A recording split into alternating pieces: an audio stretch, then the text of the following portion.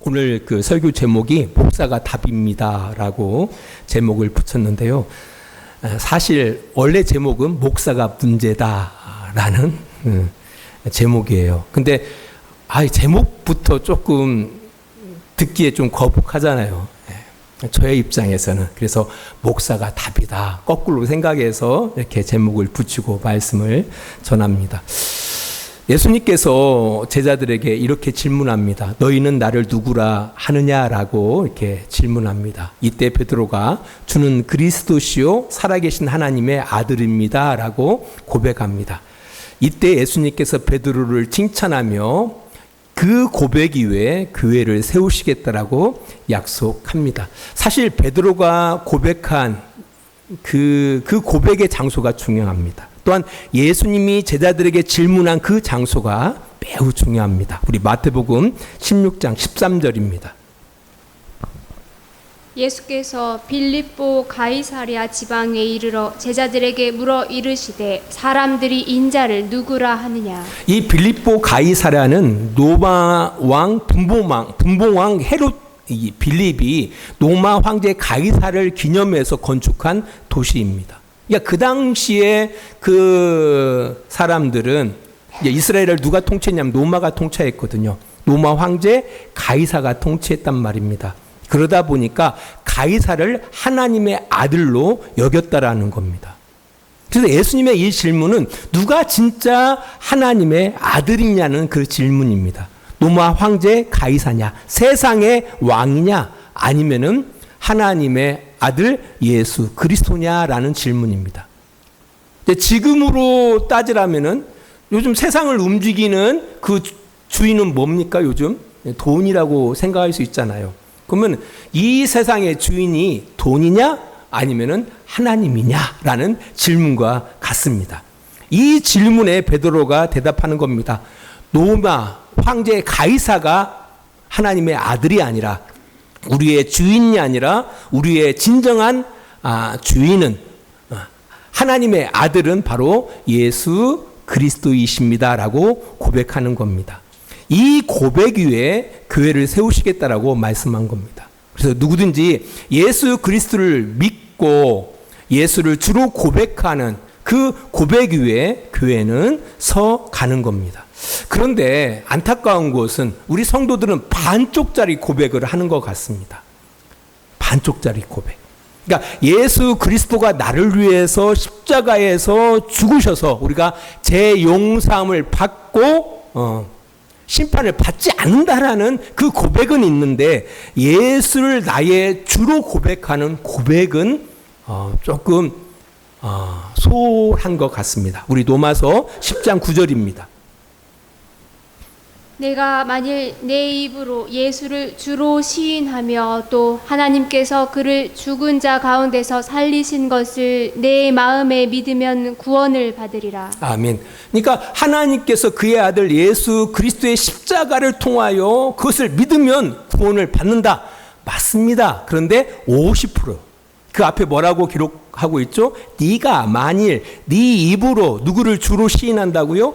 예수님을 주인으로 시인하며. 예수님을 주인으로 시인한다는 얘기는 예수님의 말씀대로 순종하겠다라는 고백이 들어가는 거예요. 이 고백과 더불어 하나님께서 예수를 죽은 자 가운데서 살리신 것을 네 마음 가운데 믿을 때 뭘 받는다고요? 구원을 받는다라고 말씀하고 있는 겁니다. 예수를 주인으로 시인해야 한다라는 거예요.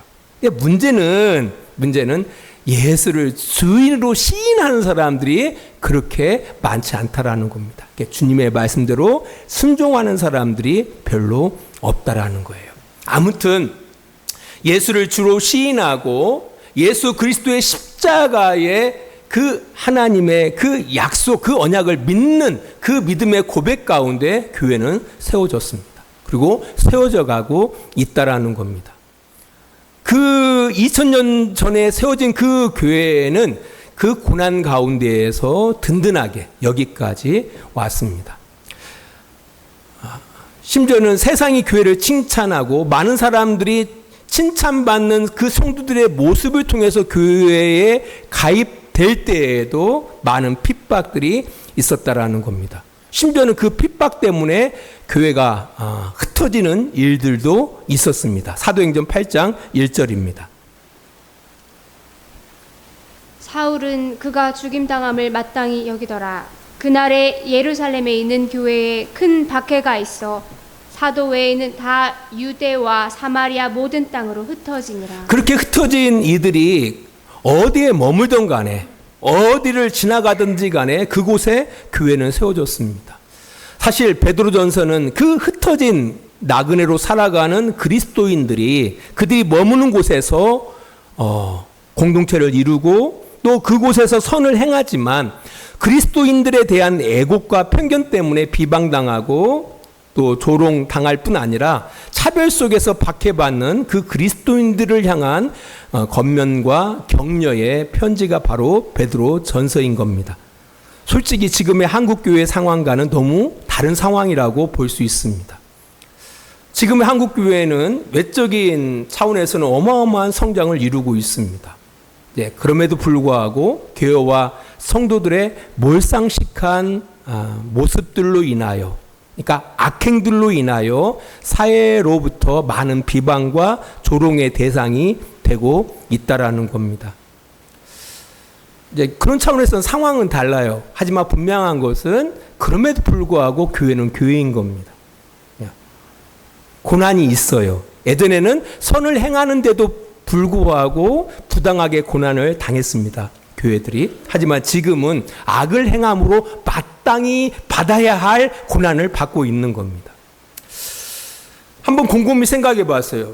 지금 한국교회의 이 고난, 우리가 마땅히 잘못해서 마땅히 당하는 이 고난의 원인이, 가장 큰 원인이 어디 있을까? 바로 교회와 교회 지도자들의 일탈에 있다라고 저는 개인적으로 생각합니다. 앞에서 이야기했던 것처럼 문제는 목사입니다. 사실 그 나물에 그 밥이라는 말이 있습니다. 교회와 성도들의 몰상식한 그 행위들의 그 기저에는 교회 지도자들이 자리 잡고 있다라는 겁니다. 목사들의 수준이 곧 성도들의 수준인 거예요. 그러니까 한국교회에 쇠락하는 그 원인이 바로 목사에게 있는 겁니다. 목사에게 있다라는 겁니다. 그래서 한국교회가 다시금 갱신하기 위해서는 최우선적으로 누가 갱신되어져야 돼요? 교회 지도자들인 목사들이 바로 세워져야 한다라는 겁니다. 그래서 목사가 답인 겁니다. 이런 기본적인 생각을 가지고 오늘 본문으로 들어가 보도록 하겠습니다. 사도 베드로는 교회 지도자들을 향하여 이렇게 권합니다. 베드로전서 5장 1절입니다. 너희 중 장로들에게 권하노니 나는 함께 장로된 자요 그리스도의 고난의 증인이요 나타날 영광에 참여할 자니라. 여기서 사도 베드로가 말하는 교회 장로라는 것은 단순히 어떤 공동체 가운데 영장자를 말하는 것이 아닙니다. 교회 공동체의 전반적인 것들을 관리하는 지도자들을 말합니다. 그리고 성도들을 하나님의 말씀으로 양육하고 돌보며 인도하는 역할을 담당하는 교회, 지금의 교회 목사들을 말합니다. 사실 사도 바울도요, 이방 지역에 복음을 전하고 교회가 세워질 때 가장 중시 여겼던 것이 그 교회를 섬길 장로, 곧 감독을 세우는 일을 가장 중요하게 여겼습니다. 우리 디도서 1장 5절입니다. 내가 너를 그레데에 남겨둔 이유는 남은 일을 정리하고 내가 명한 대로 각 성의 장로들을 세우게 하려 함이니.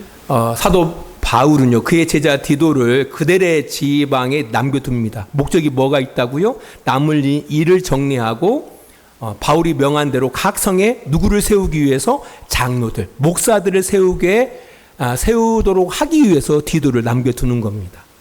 그리고 이뿐 아니라요, 그 교회 장로들을 세울 때 여러 가지 조건을 충족해야 한다라고 말합니다. 우리 디도서 1장 6절로부터 9절입니다. 책망할 것이 없고 한 아내의 남편이며 방탕하다는 비난을 받거나 불순종하는 일이 없는 믿는 자녀를 둔 자라야 할지라. 여기까지 보겠습니다. 장로의 조건이 뭐라고요? 흠잡을 데가 없어야 한다라는 거예요. 저 뜨끔합니다. 흠잡을 데가 없어야 한다. 그리고 한 아내의 남편이어야 한다. 요즘 목사들 가운데에서 결혼을 3번, 4번 하시는 분들 계십니다. 죄 아주 가까운 곳에. 또한 그 자녀가 신자여야 합니다. 쉽지 않습니다. 자식은 내 마음대로 못 하잖아요. 그래서 저는 우리 자식들한테 너무 고맙습니다. 왜? 그나마 교회 생활해서 너무 감사합니다. 그리고 방탕하거나 순종하지 않는다는 비난을 받아서는 안 된다는 겁니다. 누가? 장로의 조건. 그보다 더 교회 가운데 책 있는 역할이 있습니다. 감독인데요. 감독의 역할은 이렇습니다. 조건이 디도서 1장 7절로 9절입니다.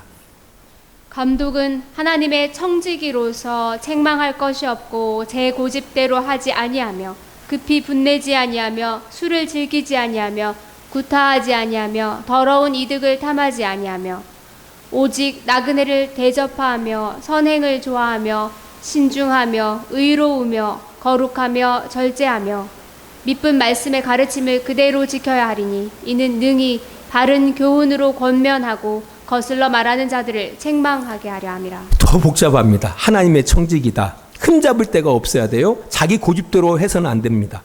쉽게 성내지 아니해야 한다. 술을 즐기지 아니해야 한다. 폭행하지 아니해야 한다. 부정한 이득을 탐하지 아니해야 한다.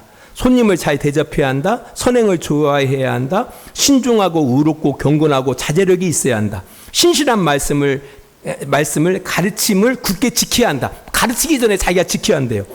바른 교훈으로 권면하고 반대자들을 반박할 수 있어야 한다. 나름대로 실력이 있어야 한다라는 거예요. 이게 감독자의 조건입니다. 얼마나 어려웠겠어요. 아무튼 당시 교회는 교회 공동체 안에 성도들 가운데 이런 조건이 충족된 자들로 장로와 감독으로 세웠다라는 겁니다. 그게 좀 안타까워요. 지금 한국 교회 지도자들은 좀 다르죠. 이제 그 세우는 자체가 좀 달라 있어요. 요즘 교회 지도자가 되어질 때는 어떻게 보면은 어떤 과정을 이수해야 돼요. 어떤 과정, 그러니까 신대원을 나와야 하고 뭐 어떤 조건만 딱 갖춰지면 목사의 자격을 갖출 수가 있는 겁니다. 그러니까 이 사람이 몰상식한지 뭐 이런 앞에서 열거된 이런 그런 것과는 전혀 상관이 없어도 그런 어떤 뭐 학벌적으로 이렇게 뭔가 갖춰지기만 하면 모두가 다 목사 안수를 할 수가 있는 거예요. 받을 수가 있는 거예요. 하지만 그 초기 교회에는 그렇지 않았다라는 겁니다. 그 교회 공동체 가운데 함께 하면서 이 사람은 감이 돼. 그 감이 되는 사람을 교회 지도자로 세웠다라는 겁니다. 이게 저도 한 2000년 전에 태어났으면 목사가 안 됐을 겁니다. 못 됐을 겁니다. 이제 곰곰이 생각해 볼 때 그래요. 아무튼 그럼에도 불구하고 초기 교회로 돌아갈 수도 없고 그럼 어떻게 해야 합니까? 어떻게 해야 돼요? 그러니까 교회 지도자가 되려고 하는 사람들이 바르게 서야 하고요. 또 성도들도 정말 교회 지도자를 세울 때 잘 분별해서 세워야 한다라는 겁니다. 특별히 제가 말을 잘 못하는데 말 잘하는 사람들 세우려고 하지 마세요. 말 잘하는 사람들 바라보니까 말로 해먹더라고요. 말로. 자, 그런 차원에서 아무튼 목회자들이 잘 세워져야 돼요.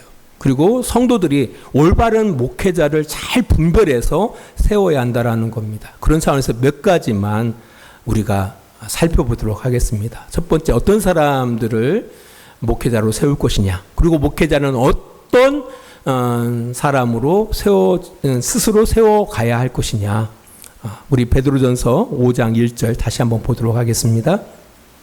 너희 중 장로들에게 권하노니 나는 함께 장로된 자요 그리스도의 고난의 증인이요 나타날 영광에 참여할 자니라. 저는 마지막 부분에 좀 강조를 하고 싶어요. 나타날 영광을 소망하는 자여야 한다. 여기 나타날 영광이라는 것은 그리스도께서 심판의 주로 다시 오실 때에 그 영광 가운데 참여하는 것을 소망하는 사람들이 목회자가 돼야 한다라는 거예요.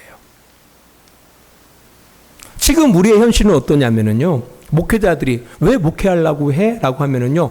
이 땅에서 이 목회를 통해서 성공하고 싶은 거예요. 성공하면 뭐가 따르죠? 부귀영화가 따른다고 생각하는 거예요. 제가 지금 참 부끄러운 이야기인데 어느 지방에, 우리 침례교는 지방이라고 하거든요. 이제 장로교에서는 노예라고 하는데요. 지방의 그 목사님들이 이제 붐이 일어난 거예요. 한때에는 교회 짓는 붐이 일어났는데 지금은 어떤 차를 타는가에 대한 붐이 일어났다라는 거예요.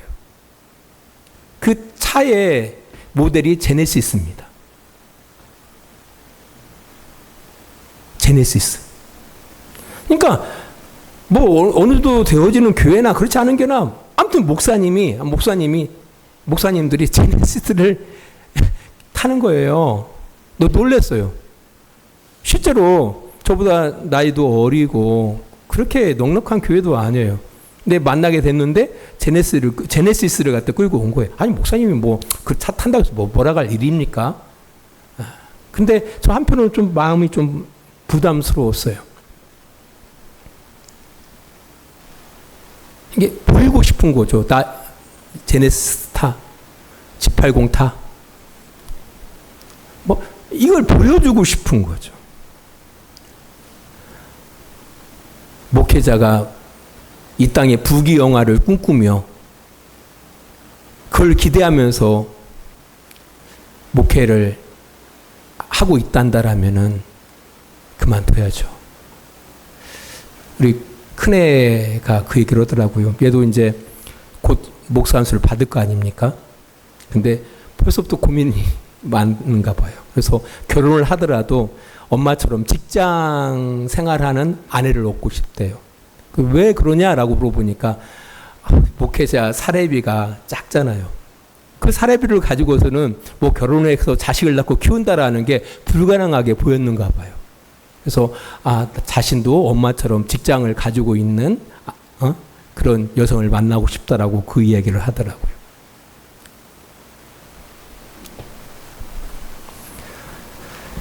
목회자는요, 우리 나타날 영광, 그리스도께서 이 땅 가운데 심판의 주로 오셨을 때에 착하고 순성된 종아, 네가 적은 일에 충성했다라는 그 칭찬 하나 바라보고서 이 땅 가운데 목회 일을 하는 것이 아닐까, 그것이 마땅하지 않을까라는 생각을 하게 되어집니다. 그런 목회자를 여러분들은 목회자로 세울 줄 알아야 합니다. 두 번째로 베드로전서 5장 2절입니다. 너희 중에 있는 하나님의 양 무리를 치되 억지로 하지 말고 하나님의 뜻을 따라 자원함으로 하며 더러운 이득을 위하여 하지 말고 기꺼이 하며. 예, 하나님의 양 무리를 목양하는 자여야 한다라는 거예요. 여러 가지 내용들이 있지만 그 가운데 좀 강조하고자 하는 것은 그거예요. 하나님의 양 무리를 목양하는 자여야 한다라는 겁니다.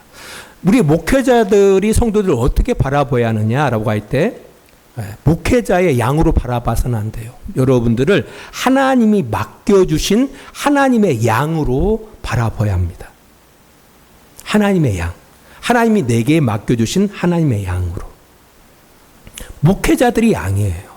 여기서 문제가 생기면 목양이 아닌 사육이 될 수가 있습니다. 목양과 사육은 완전히 달라요. 하나님께서 우리를 교회의 지도자로 세워주신 것은 하나님의 양을 잘 목양할 수 있도록, 그래서 양이 교회 공동체 가운데서 생명을 얻고 더 풍성한 삶을 살 수 있도록 하라고 목회자를 세운 거예요. 근데 목사의 양이 되어지면 사육되어집니다. 누구를 위해서? 목사를 위해서 사육되어지는 거예요. 그럼 성도는 어떻게 되어집니까? 목사의 도구가 되어지는 거예요. 목사는 그 성도들을 이용해 먹을 수밖에 없는 거예요. 결국 성도들은 어떻게 되어져요? 불행할 수밖에 없는 겁니다. 이 일을 위해서 가장 잘하는 목사의 일들이 있습니다. 행위들이. 그게 바로 종교적 내사입니다. 종교적 내사. 이 종교적 내사가 정말 무서운 겁니다. 그래서 하나님을 처벌자의 하나님으로 여겨지게 만들어요. 누구를? 성도들을. 그래서 성도들이 진리 안에서 자유케 하게 하는 것이 아니라 깊은 매임으로 일생을 두려움 가운데 살게 한다라는 겁니다. 우리 요한복음 10장 10절입니다. 도둑이 오는 것은 도둑질하고 죽이고 멸망시키려는 것뿐이요 내가 온 것은 양으로 생명을 얻게 하고 더 풍성히 얻게 하려는 것이라. 사실 부모가 자식에게 바라는 것은 바로 뭐예요? 행복하게 살아가는 거예요. 행복하게. 그래서 자녀가 행복하게 살아가는 것을 부모는 가장 기쁘게 여깁니다. 그런데 우리의 부모들보다 우리 하나님 아버지께서는 우리보다 훨씬 좋으신 분입니다. 훨씬 좋다라는 거예요. 그러면 훨씬 우리 육신의 부모보다 훨씬 좋으신 하나님께서 그의 자녀들이 어떻게 살아가는 것을 하나님이 기뻐하시겠습니까? 행복하게 살아가는 것을 기뻐하신다라는 겁니다. 근데 성도들이 사육되어지면은 하나님을 좋으신 아버지가 아니라 우리의 행복을 기뻐하시는 그런 하나님이 아니라 아주 괴팍하고 심술궂은 하나님이라고 여기게 된다라는 거예요. 그래서 11조 하지 않으면 사업이 망한다. 실제로 교회에서 전달하는 메시지예요. 11조 하지 않으면 사업이 망한대요. 주일 예배 드리지 않으면 사고 난다.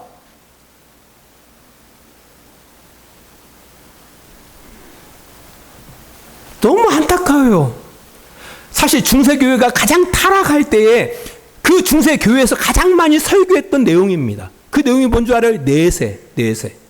죽은 다음에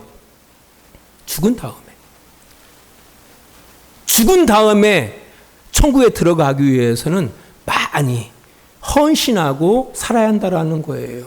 그래서 많은 사람들이 죽을 때 수도원에 많은 재산을 기부했습니다. 이게 수도원이 부자가 되니까 돈이 생기니까 어떻게 될까요? 타락하죠. 그러면은 그 수도원에 속한 많은 성도들이 불만을 가질 거 아닙니까? 그러면 그 수도사들을 향해서 대들입니다.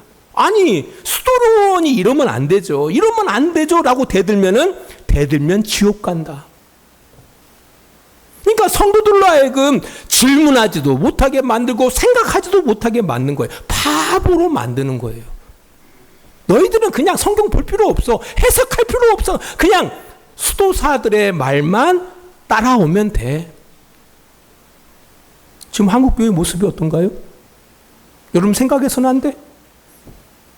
해석에서도 안 돼. 질문에서도 안 돼. 대들어서도 안 돼. 지금의 한국교회가 가장 타락한 중세시대의 교회와 너무 닮아 있다라는 거예요. 그 이유가 뭡니까? 우리가 사육되어졌기 때문에 그렇다라는 거예요. 목양이 아니라 사육되어져 있다라는 겁니다. 여러분들은 어떻습니까? 여러분 지금 목양을 받고 있습니까? 사육되고 있습니까? 한번 돌아보셔야 돼요.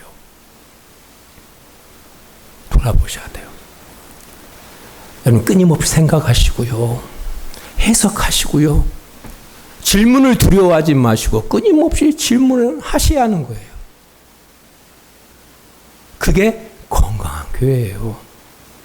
그것을 받아들일 줄 아는 것이 건강한 목회자의 모습이라는 겁니다. 마지막으로요. 베드로전서 5장 3절입니다. 맡은 자들에게 주장하는 자세를 하지 말고 양 무리의 본이 되라. 사도 베드로는 말합니다. 교회 지도자들에게, 성도들에게 그가 깨달은 바를 주장하기 전에 그가 몸소 살아가라라고 이야기하고 있어요. 여기서 본인 된다라는 이 본은 모형을 말합니다. 모형. 우리가 말보다도 보여주는 것이 더 중요하잖아요. 네가 보여주는 모형이 되라는 거예요. 모형이. 누가? 목회자가. 누가? 장로가. 너 이렇게 지적질하지 말고 네가 그렇게 살으라는 거예요. 네가 용서하라 말하기 전에 네가 용서하는 삶을 살아가라는 거예요. 네가 모델이 되라는 거예요. 네가 모형이 되라고 권면하고 있는 겁니다. 이 말씀이 제게 얼마나 따끔한 말씀인지. 가끔 제가 이 소리를 누구한테 제일 많이 듣겠습니까? 제 아내한테. 당신이나 잘해. 당신이나. 제가 설교를 준비하면서 내 마음속에 계속 너나 잘해. 계속 이렇게 제 스스로 이렇게 들려지는 거예요. 너나 잘해, 너나 잘해. 뭐 한국교회 너나 잘해. 네가 섬기는 주양교회나 잘해. 부끄러워서. 그럼에도 불구하고 전해야죠. 주장하는 자세를 하지 말고 약물의 본이 되라. 네가 말씀대로 살아가라는 거예요. 말씀의 모델이 되라는 거예요. 말씀의 결론을 맺습니다. 사실 한국교회는 힘겨운 상황을 지나가고 있습니다. 그래도 교회예요. 가정이 문제가 많죠. 하지만 가정은 가정인 거예요. 네. 사실 형을 행함으로, 선을 행함으로 고난을 받는다는 얼마나 좋겠습니까? 근데 악을 행함으로 인하여 우리가 몰상식함으로 말미암아 우리가 고난 가운데 있다라는 게 우리를 더욱 힘겹게 한다라는 겁니다. 그러나 우리가 정신을 차리고 이 모든 문제들이 우리가 자초한 문제임을 인식해야 한다라는 겁니다. 그래서 우리 안에서부터 개혁을 해 나가야 한다라는 거예요. 우리 안에서부터. 목사인 저로부터 우리 성도들이 난들의 삶의 자리에서 아, 이건 아니구나. 이제 정신 차리고 어떻게 하면 우리가 하나님의 사람으로 이 땅 가운데 살아낼 것인지 예. 우리 스스로를 스스로 이렇게 개혁해 한다라면은 우리 안에 내주하신 성령께서 이 어려운 상황들을 넉넉히 이겨나가야 할 그런 힘을 주실 것을 믿습니다. 왜냐하면요, 그 교회의 역사 가운데 끊임없이 함께 하셨던 분이 계십니다. 바로 성령님이십니다. 기도하겠습니다. 하나님 아버지, 감사합니다. 오늘 말씀을 통하여 교회 지도자들에 대해서 생각해 봅니다. 목사가 답입니다. 목사가 갱신되어져야 합니다. 목사가 교육되어져야 합니다. 제게 주어지는 말씀입니다. 또한 우리 모두가 고민해야 할 말씀입니다. 우리의 마음 가운데 잘 새기고 우리 주양교회 안에서부터, 아니 저로부터 이런 놀라운 변화가 일어나는 그런 복된 저와 우리 주양교회와 우리 성도들이 되어질 수 있도록 주님 도와주시옵소서. 예수님 거룩하신 이름으로 기도합니다. 아멘. 놀라우신 사랑하심과 예수 그리스도의 십자가의 은혜하심과 성령의 감화와 감동과 지키시고 인도하심이 오늘도 시간을 구별하여 하나님 앞에 예배하는 귀한 성도들의 머리 위에, 그들의 가정과 직장과 사업장 위에 늘 함께해 주시기를 간절히 축원하옵나이다. 아멘.